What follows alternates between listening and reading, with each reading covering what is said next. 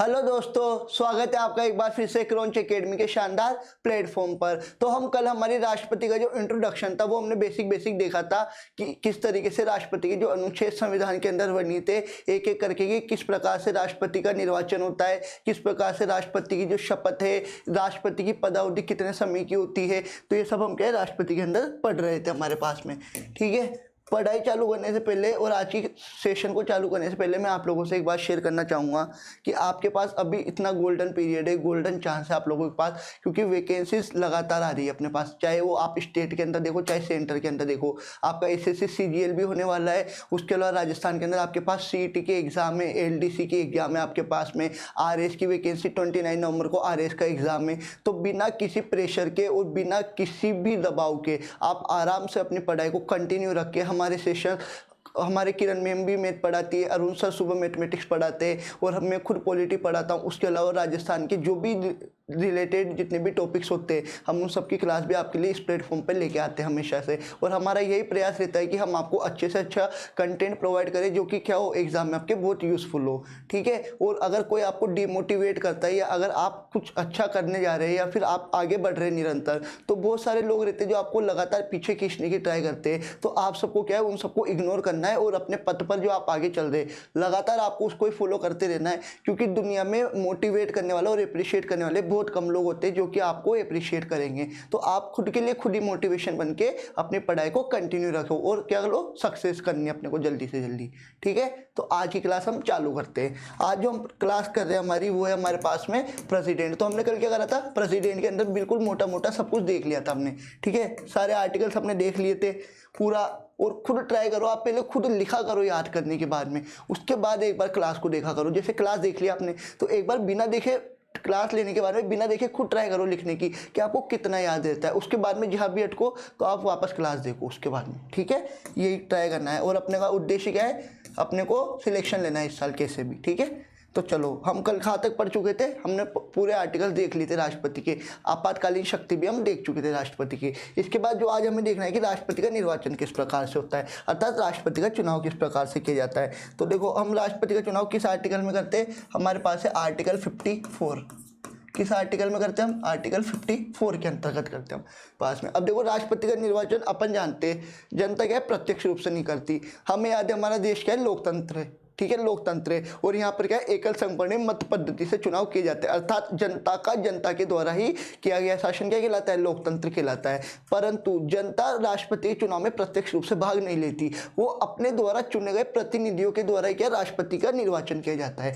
ठीक है, देखो जनता यह प्रत्यक्ष रूप से बात नहीं करती बल्कि एक निर्वाचन मंडल के सदस्यों के द्वारा उसका निर्वाचन किया जाता है। अब निर्वाचन मंडल के सदस्यों में कौन कौन शामिल होता है ये अपन ने कल वाले आर्टिकल में देखा था। जब अपन कौन सा आर्टिकल पढ़ रहे थे, आर्टिकल 54 पढ़ रहे थे अपन। तो आर्टिकल 54 के अंदर निर्वाचन में भाग ना लेने वाले व्यक्ति, भाई कौन भाग नहीं लेते, तो जो मनोनीत सदस्य होते वो इसके अंदर भाग नहीं लेते अपने पास में। फिर अपन ने देखा था कि किस प्रकार से जो इसके अंदर कौन कौन भाग लेता है, अपन को ये देखना था कि इसके अंदर कौन कौन भाग लेता है अपने पास में।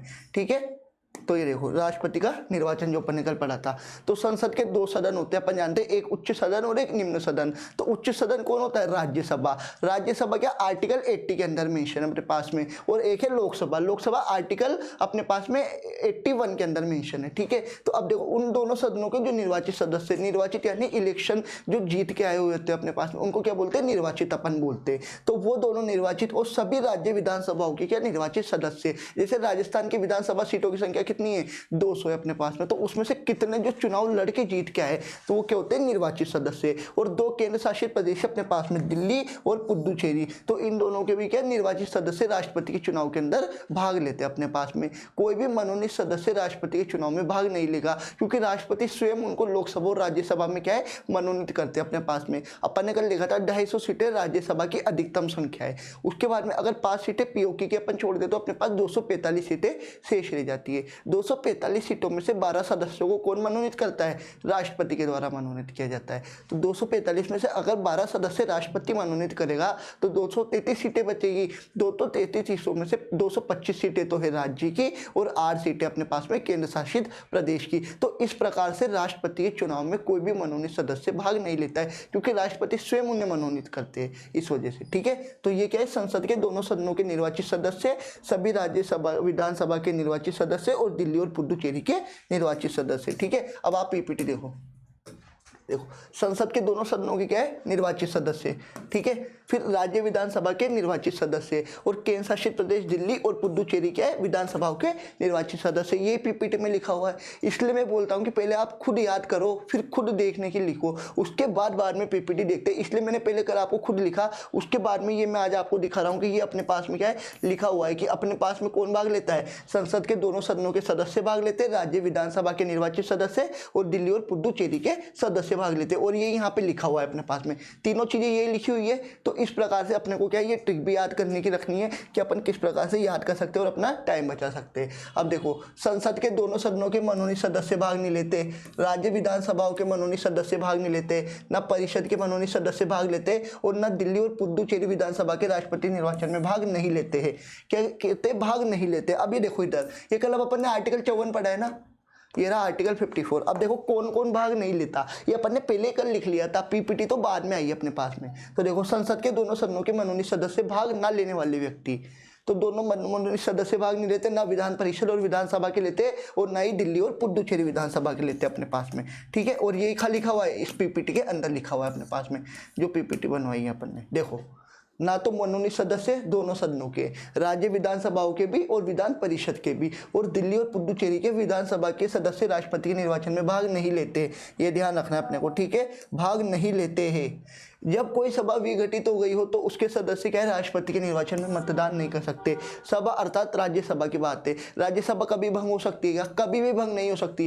राज्यसभा क्या स्थायी सदन होता है, इसका कार्यकाल 6 साल का होता है राज्यसभा का। ठीक है, और राज्यसभा का 6 साल होता है और इसके जो 1/3 सदस्य होते हैं, 2/3 सदस्य, वो हर 2 साल में रिटायर्ड होकर वापस क्या है, नए उनका निर्वाचन जो होता है उनको निर्वाचित किया जाता है अपने पास में। ठीक है, अब देखो क्या होता है, लोकसभा को भंग किया जा सकता है अपने पास में। तो लोकसभा अगर भंग है तो उस स्थिति में उसके सदस्य राष्ट्रपति के निर्वाचन में क्या मतदान नहीं कर सकते अपने पास में। और उस स्थिति में जब विघटित सभा का चुनाव राष्ट्रपति के निर्वाचन से पूर्व ना हुआ हो, अगर मान लो राष्ट्रपति के चुनाव से पहले क्या हो, विघटित सभा का चुनाव ना हुआ हो, तो संविधान में यह प्रावधान है कि राष्ट्रपति का जो निर्वाचन किया जाएगा वो विभिन्न राज्यों के प्रतिनिधि समान रूप से होगा। मतलब जितने भी राज्य है वो समान रेशियो के आधार पर ही क्या राष्ट्रपति के निर्वाचन में भाग लेंगे। ठीक है, साथ ही राज्यों तथा संघ के मध्य भी समानता होनी चाहिए और इसे प्राप्त करने के लिए राज्य विधानसभा तथा संसद के प्रत्येक सदस्य के मतों की संख्या निम्न प्रकार निर्धारित होती है। अब वो कैसे होती है देखो, प्रत्येक विधानसभा के निर्वाचित सदस्य की मतों की संख्या,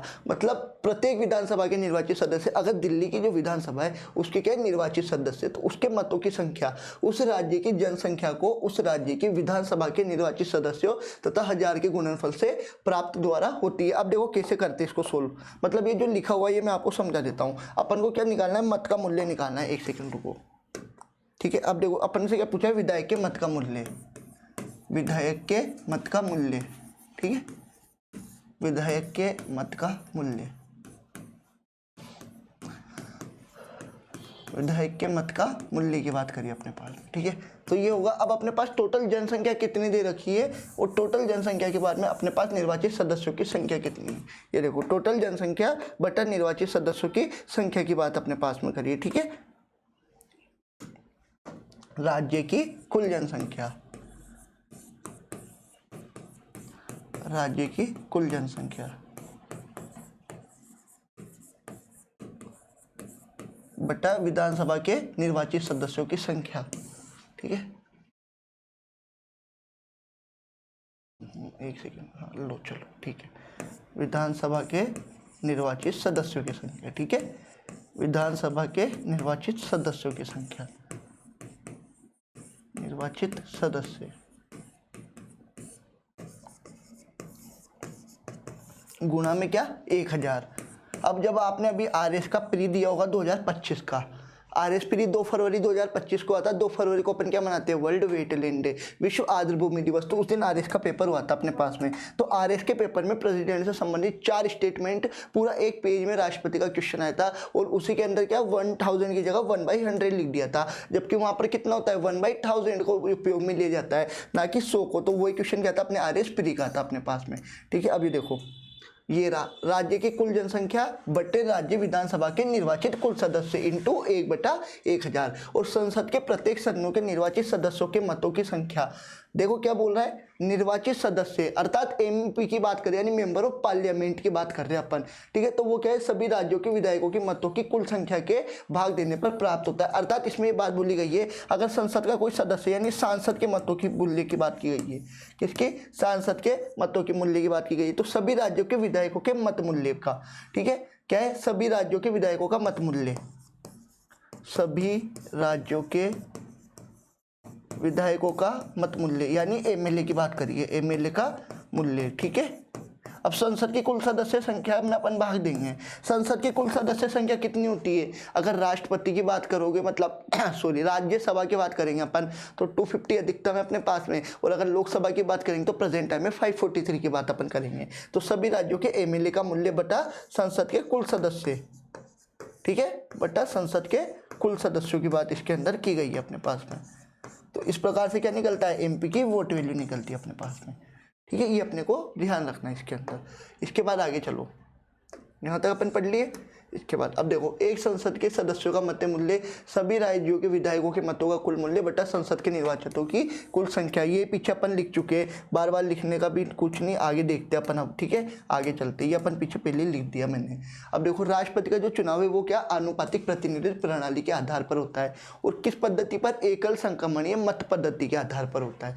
एकल संक्रमणीय मत पद्धति और गुप्त मतदान के द्वारा होता है। अर्थात इसमें किसी को भी कुछ पता नहीं होता है कि जो सांसद है वो किसको, अपना जो उम्मीदवार है, अगर एनडीए और यूपीए दो है, एनडीए क्या है अभी बीजेपी वाला दल है, यूपीए जो कांग्रेस वाला दल है अपने पास में, तो कौन सा सांसद किस में वोट डाल रहा है, किस उम्मीदवार को, यूपीए ने अगर अपना उम्मीदवार खड़ा करा है, एनडीए ने अपना अगर उम्मीदवार खड़ा है, तो किस उम्मीदवार को मत जाएगा, ये गुप्त मतदान के द्वारा इसमें फैसला किया जाता है। और किसी उम्मीदवार को राष्ट्रपति के चुनाव में निर्वाचित होने के लिए क्या है, मतों का एक निश्चित भाग प्राप्त करना होता है। अगर मेरे को राष्ट्रपति के चुनाव में खड़ा होना है तो जितने मत चाहिए उसका क्या है, एक मुझे बहुमत प्राप्त करना होगा, तभी मैं क्या है राष्ट्रपति के चुनाव में खड़ा हो सकता हूं मेरे पास में, ठीक है। और मतों का यह निश्चित भाग क्या है, कुल वैध मतों को और निर्वाचित होने वाले कुल उम्मीदवारों को अपने पास में संख्या में एक जोड़कर प्राप्त संख्या के द्वारा भाग देने पर भागफल में जोड़कर प्राप्त होता है। अब देखो, निश्चित मतों की संख्या कैसी, कुल वेद मत मतलब टोटल वेद मत कितने, वेद मतलब जो सही में वोटिंग हुई है अपने पास में, उसमें क्या करते हैं अपन, जैसे देखो कुल वेद मत की बात करिए अपने पास में, कुल वेद मत, ठीक है। इसमें क्या करेंगे अपन, भाग देंगे, किसका भाग देंगे, एक का अपन ने भाग दिया। उसके बाद क्या, उसमें ही एक जोड़ दिया जाता है अपने पास में, तो एक प्लस करेंगे तो 2 आएगा अपने पास में। देखो लास्ट में क्या है 2, पर इसमें बोला क्या है उसकी संख्या में एक जोड़ना है अपने को, क्या जोड़ना है, एक जोड़ना है। तो इस तरीके से इसका क्या है, कुल वेद मतों का संख्या निकाला जाता है। फिर क्या है, देखो निर्वाचक मंडल के प्रत्येक सदस्य को, निर्वाचक मंडल फिर वही बात, संसद के दोनों सदनों के सदस्य, राज्य विधानसभाओं के निर्वाचित सदस्य और दिल्ली और पुडुचेरी के विधानसभा सदस्यों की बात इसमें करी जो कि निर्वाचित है अपने पास में, ठीक है। तो निर्वाचन मंडल के प्रत्येक सदस्य का केवल एक मतपत्र दिया जाता है। मतदाता को मतदान करते समय उम्मीदवारों के नाम के आगे अपनी वरीयता 1, 2, 3, 4 आदि अंकित करनी होती है। इस प्रकार मतदाता उम्मीदवारों को उतनी वरीयता दे सकता है जितने उम्मीदवार होते हैं अपने पास में, ठीक है। मतदाता उम्मीदवारों की उतनी वरीयता दे सकता है जितने क्या होते हैं अपने पास में, उम्मीदवार होते हैं। इसके बाद राष्ट्रपति के पद के लिए अर्हताओं की बात की गई है। क्या अर्हता, अर्हता यानी क्या होती है अपने पास में, क्या क्या उसके लिए वो प्रावधान किए गए। तो देखो सबसे पहले 35 वर्ष हो, 35 वर्ष आयु, ठीक है, और क्या हो, भारत का नागरिक हो, भारत का नागरिक होना चाहिए। किसकी बात करें अपन, अर्हताओं की, अर्हता है, ठीक है। किस आर्टिकल में पढ़ी थी कल अपन ने, मैं चलो आर्टिकल नंबर भूल गया, आप मुझे कमेंट में लिख के बता देना, ठीक है। 35 वर्ष आयु है, भारत का नागरिक हो अपने पास में, ठीक है।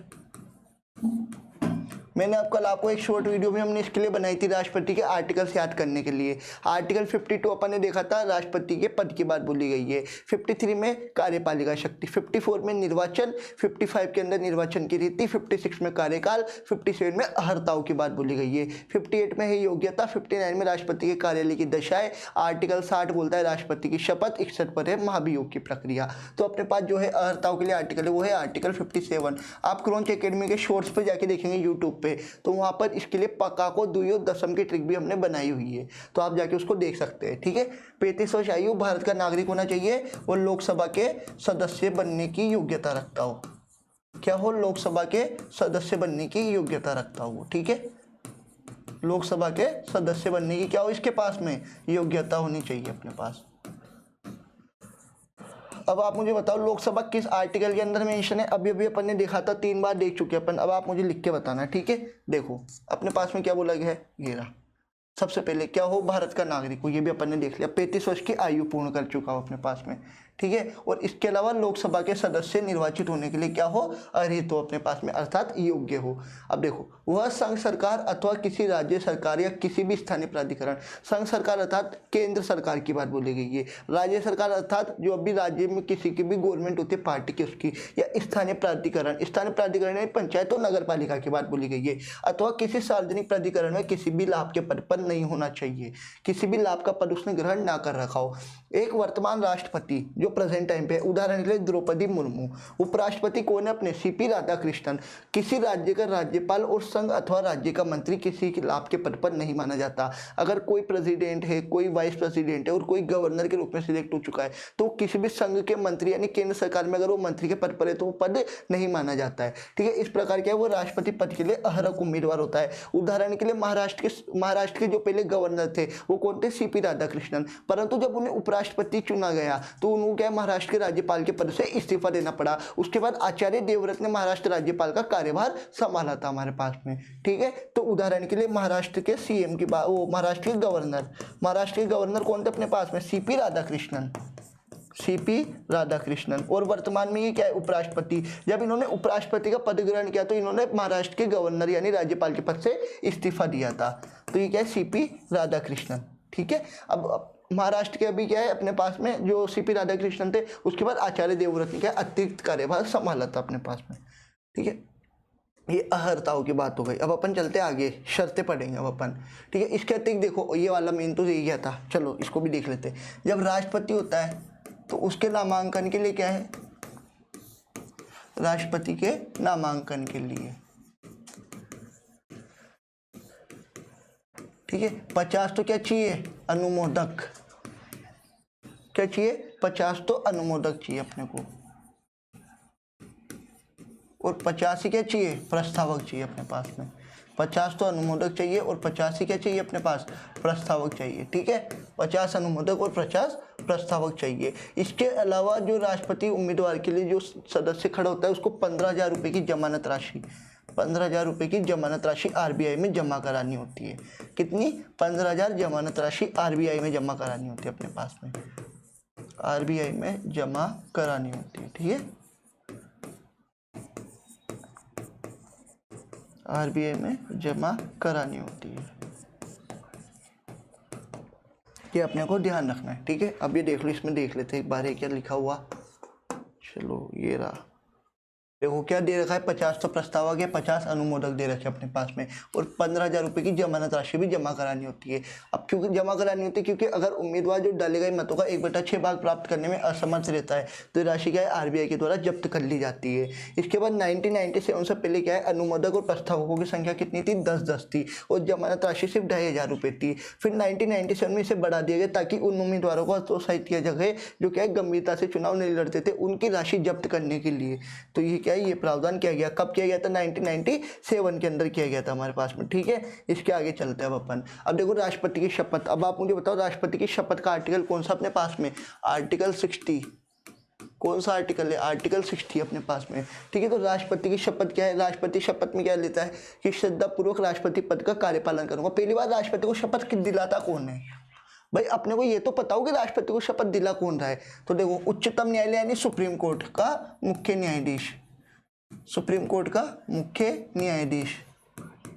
अगर मुख्य न्यायाधीश अनुपस्थित है तो फिर कौन दिलाएगा, तो मैं बोलूँगा दिलाएंगे वरिष्ठतम न्यायाधीश, ठीक है, वरिष्ठतम न्यायाधीश शपथ दिलाएंगे। ये कल जब हम आर्टिकल 60 पढ़ रहे थे ना, तब भी हमने ये चीज़ देखी थी, ठीक है। तो इससे पहले ये होता है, जब अपन आर्टिकल्स पढ़ने से ये फायदा रहता है कि थ्योरी पढ़ते जब अपन, तो अपने को क्या है बिल्कुल लोड नहीं लगता है कि अपन पहले पढ़ के आ चुके हैं, तो अपने के लिए बिल्कुल भी नहीं होता। देखो राष्ट्रपति द्वारा शपथ ग्रहण की जाती है, किसमें, आर्टिकल 60 में की जाती है। कौन दिलाता है, सुप्रीम कोर्ट के मुख्य न्यायाधीश। अभी मैंने आपको यही बात बोली कि अगर मुख्य न्यायाधीश अनुपस्थित है तो सुप्रीम कोर्ट के वरिष्ठतम न्यायाधीश के द्वारा शपथ दिलाई जाती है। फिर आता है आर्टिकल 61। तो आर्टिकल 61 में बात बोली गई है राष्ट्रपति पर महाभियोग की, ठीक है, ये इसके अंदर दे रखा है। अब देख लो, कल आर्टिकल सीखने से ये फायदा होता है कि जब थ्योरेटिकल आती है तो आपको बिल्कुल भी एक भी चीज़ समझने में प्रॉब्लम नहीं आती है कि थ्योरी में लिख क्या रखा है, अपन एक बार में देखते ही अपने को याद हो जाती है सारी चीज़ें, ठीक है। ये देखो, इसके बाद दिया है संविधान का और विधि का परिरक्षण, संरक्षण और प्रतिरक्षण करूंगा। संविधान क्या है? पूरे कानून के एक दस्तावेज होता है मूल, जिसके अंदर से क्या जिस किसी भी व्यक्ति के मूल अधिकार, डीपीएसपी, मूल कर्तव्य, सबकी बात इसी के अंदर बोली गई है। भारत की जनता की सेवा और कल्याण के अंदर क्या है? निरत रहूंगा, ठीक है, प्रयत्न करते रहेंगे। फिर देखो, अब यही बात आ गई वापस, सुप्रीम कोर्ट के मुख्य न्यायाधीश और उसकी अनुपस्थिति में क्या वरिष्ठतम न्यायाधीश के द्वारा राष्ट्रपति को पद की शपथ दिलाई जाती है। अब मान लो अगर कोई व्यक्ति जो राष्ट्रपति के रूप में कार्य करता है या राष्ट्रपति के कर्तव्यों का क्या निर्वाह करना होता है, तो उसे इसी प्रकार से शपथ लेनी होगी जैसा कि ऊपर वर्णित किया गया हमारे पास में, ठीक है। क्या कि श्रद्धापूर्वक राष्ट्रपति पद का कार्यपालन करूंगा, संविधान और विधि का क्या करूंगा? परिरक्षण, संरक्षण और प्रतिरक्षण करूंगा, और भारत की जनता की सेवा और कल्याण में निरत रहूंगा। इसके बाद आती है हमारे पास में राष्ट्रपति के पद के लिए शर्तें क्या क्या है हमारे पास में, तो ठीक है, शर्तों की बात बोली गई है। तो देखो अब क्या क्या शर्तें निर्धारित की गई है हमारे पास में, कि वह संसद के किसी भी सदन, वही बात पुरानी, कि किसी भी लाभ के पद पर नहीं होना चाहिए, अर्थात ना तो संघ सरकार में मंत्री होना चाहिए, ना राज्य सरकार में मंत्री होना चाहिए, ठीक है। तो संसद के किसी भी सदन अथवा राज्य विधायिका का सदस्य नहीं होना चाहिए। और यदि ऐसा कोई व्यक्ति राष्ट्रपति निर्वाचित होगा तो क्या है, उसे पद ग्रहण करने से पहले उस सदन से त्यागपत्र देना होगा। मान लो अगर मैं अभी ऊर्जा मंत्री हूँ, अपन ने पहले उदाहरण के लिए मैंने आपको सबसे अच्छा उदाहरण दिया, महाराष्ट्र के गवर्नर कौन थे? सीपी राधाकृष्णन। तो अगर उन्हें उपराष्ट्रपति चुनाव के लिए क्या किया गया था? निर्वाचित किया गया था अपने पास में, तो उन्हें क्या, महाराष्ट्र के गवर्नर जो उनका पूर्व पद था उससे क्या करना पड़ा था? उन्हें इस्तीफा देना पड़ा था। फिर आचार्य देवव्रत ने कार्यभार संभाला, यही चीज वापस रिपीट हो रही है। इसी के अंदर यही बात बोली गई है कि जब वो उपराष्ट्रपति या राष्ट्रपति का पद ग्रहण करेगा तो उसे पूर्व पद जो उस पर वो था लाभ के पद पर, तो उसे उस पद से क्या होगा? इस्तीफा देना पड़ेगा या त्यागना पड़ेगा, ठीक है। वह कोई भी अन्य लाभ का पद धारण नहीं करेगा, बिल्कुल भी सही बात है। और उसे बिना कोई किराए चुकाए आधिकारिक निवास यानी राष्ट्रपति भवन आवंटित किया जाता है। राष्ट्रपति कौन होता है? भारत का प्रथम नागरिक, तो उसके लिए राष्ट्रपति भवन की भी व्यवस्था की जाती है। और उसे संसद द्वारा निर्धारित उपलब्ध भत्ते और विशेषाधिकार प्राप्त होंगे, अर्थात संसद के द्वारा ही राष्ट्रपति के जो वेतन है वो निश्चित किया जाता है। राष्ट्रपति का वेतन वर्तमान में कितना है? 5 लाख रुपए अपने पास में, ठीक है। उसकी उपलब्धियां और भत्ते उसकी पदावधि के दौरान कभी भी कम नहीं किए जाएंगे। जो उसका भत्ता है और जो उसकी लब्धि, जो भी उसकी उपलब्धियां मिलती है, वो क्या है, बिल्कुल भी उसमें कोई भी कटौती नहीं की जाएगी, चाहे वित्तीय आपातकाल जैसी ही क्यों ना हो अपने पास में घोषणा, ठीक है। अब देखो 2018 में क्या, राष्ट्रपति का वेतन पहले 1.5 लाख रुपये था, फिर से बढ़ाकर 5.8 लाख रुपये प्रतिमाह कर दिया है, वही 5 लाख रुपये लगभग। और इसके पहले 2008 में पेंशन कितनी थी? 3 लाख रुपये सालाना मिलती थी। तो क्या करा, उनके प्रतिमाह के वेतन का 50% कर दी गई थी हमारे पास में, ठीक है। इसके बाद देखो भूतपूर्व राष्ट्रपति जो होते हैं उनको क्या है, सुसज्जित आवास मिलता है, फोन की सुविधा, कार, चिकित्सा सुविधा, यात्रा सुविधा मिलती है, सचिवालय स्टाफ और 1,00,000 रुपये प्रति वर्ष के, ठीक है, का कार्यालयीन खर्चा मिलता है। पूर्व राष्ट्रपतियों की बात की गई, जितने भी राष्ट्रपति, द्रौपदी मुर्मू से पहले राष्ट्रपति कौन थे?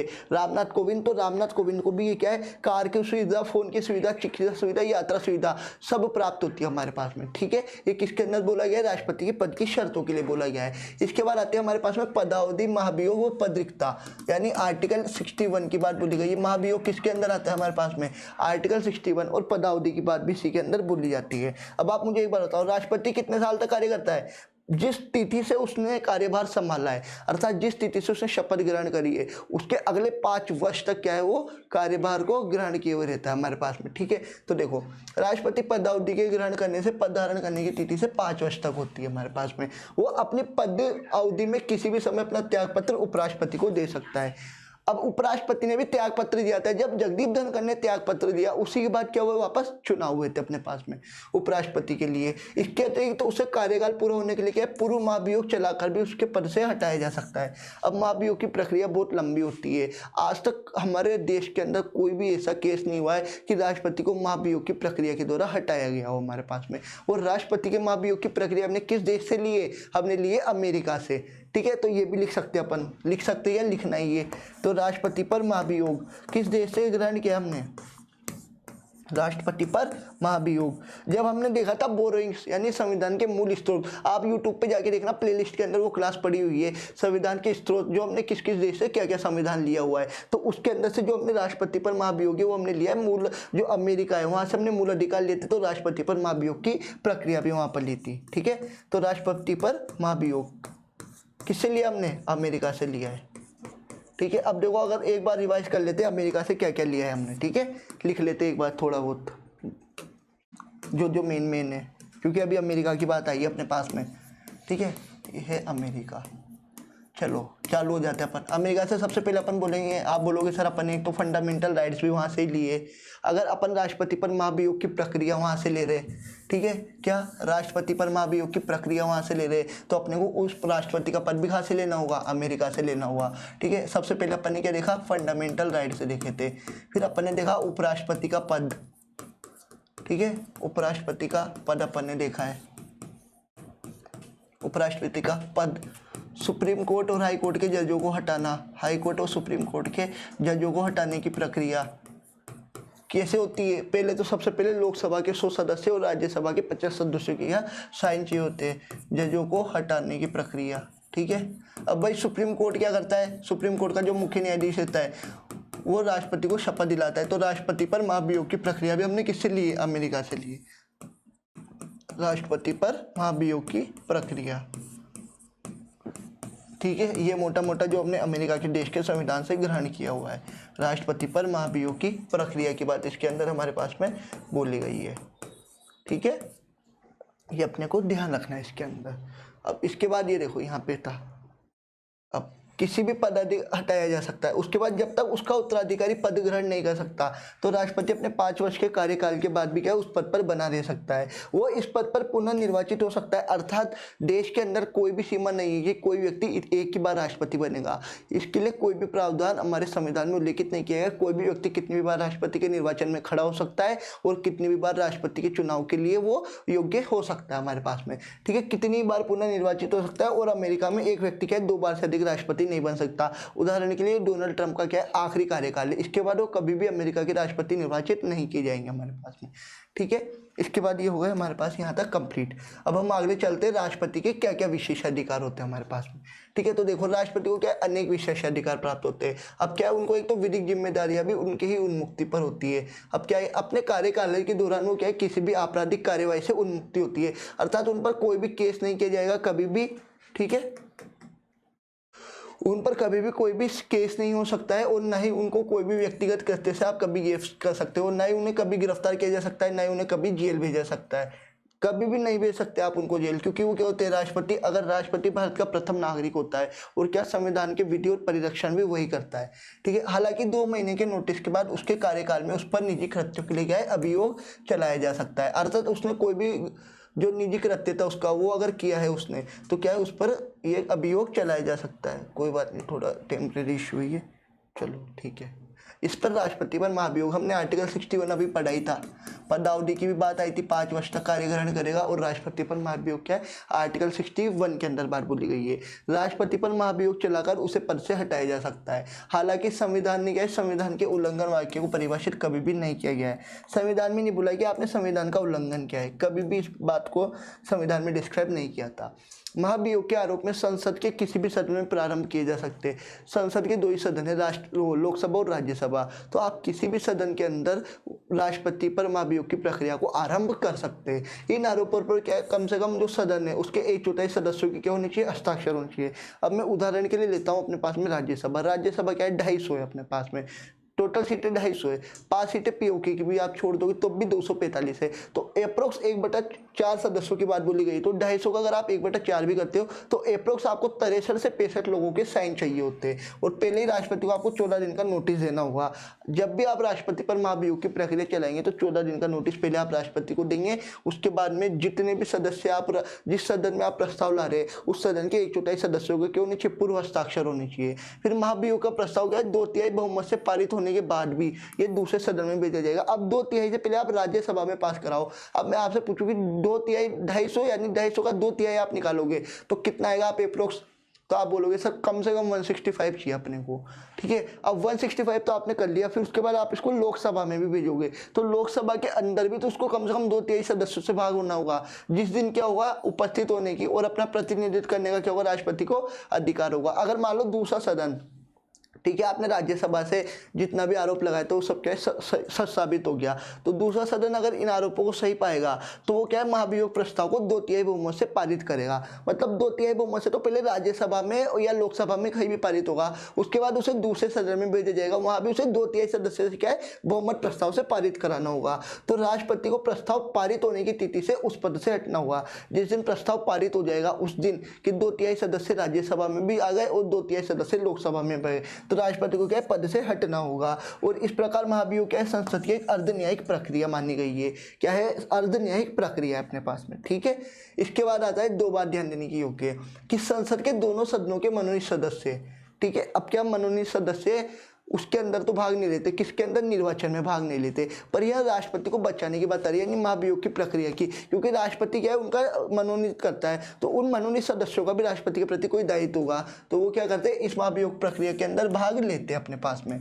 ठीक है, इस महाभियोग प्रक्रिया में भाग ले सकते हैं। और राज्य विधानसभाओं के निर्वाचित सदस्य और दिल्ली और पुदुचेरी जो विधानसभाओं के सदस्य वो महाभियोग प्रस्ताव में भाग नहीं लेते, क्योंकि भाई उन्होंने तो पहले निर्वाचन किया है, तो निर्वाचन करके तो वो लाए, तो वो महाभियोग प्रक्रिया में भाग नहीं लेते। जिन्होंने क्या राष्ट्रपति के चुनाव में भाग लिया था, और किसी भी राष्ट्रपति पर अभी तक महाभियोग नहीं चलाया गया अपने भारत के अंदर। तो ठीक है, अब राष्ट्रपति के पद की रिक्तता क्या होगी?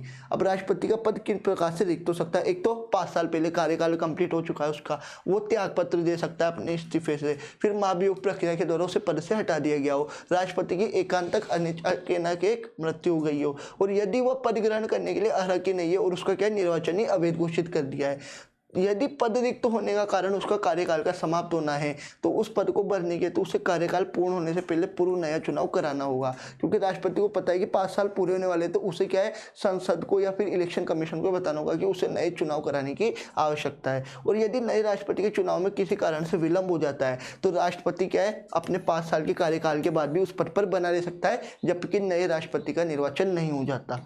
ठीक है, तो ये क्या है राष्ट्रपति हमने कंप्लीट करा है हमारे पास में। क्या देखा हमने आज देखा था सबसे पहले राष्ट्रपति का निर्वाचन कौन भाग लेता है? संसद के दोनों सदनों के निर्वाचित सदस्य भाग लेते हैं हमारे पास में। उसके अलावा हमारे पास में भाग लेते हैं राज्य विधानसभाओं के निर्वाचित सदस्य। इसके बाद हमारे पास में दिल्ली और पुदुचेरी के विधानसभाओं के निर्वाचित सदस्य भाग लेते हैं। इसके बाद में हमने देखा था कि जो मनोनीत सदस्य होते हैं, चाहे वो राज्य विधानसभा के हो, चाहे दोनों सदनों के हो, चाहे हमारे पास में दिल्ली और पुदुचेरी विधानसभाओं के हो, कोई भी इसके अंदर भाग नहीं लेता है हमारे पास में।